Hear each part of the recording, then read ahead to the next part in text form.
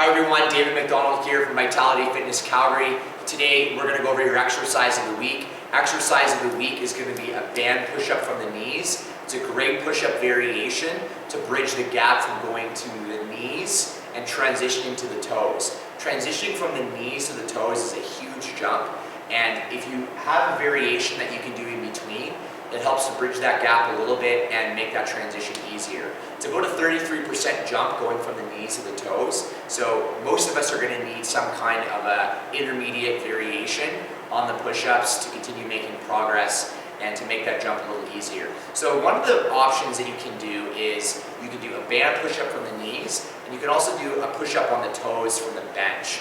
Okay, today in our video we're going to focus more on the knee push-up, okay, on the bands. But before we get into that, I'll give you a quick little rundown of the push-up on the bench from the toes. If you guys follow our videos and you're on our YouTube channel, we've shown the bench push-up from the toes on other exercise of the weeks. So it is a variation that we do have on our YouTube channel, so you can check that out for more details. But to give you a quick rundown, we're going to have our hands on the bench, we're going to have our shoulders down.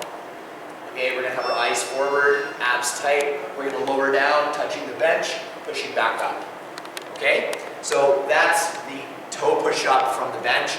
Makes it a little bit easier because we have more of an angle we're working at, and we have less resistance working against gravity. Okay, the next option we have is we can also bridge the gap by dropping to the knees, okay, and putting the band around the upper back.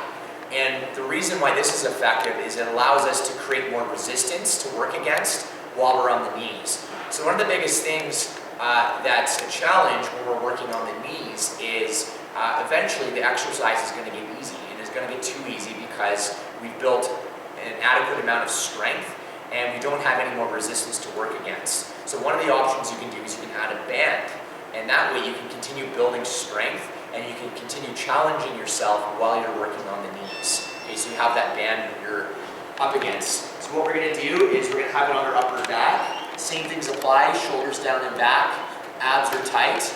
We're going to lower down nice and slow. The chest is going to slowly touch the floor.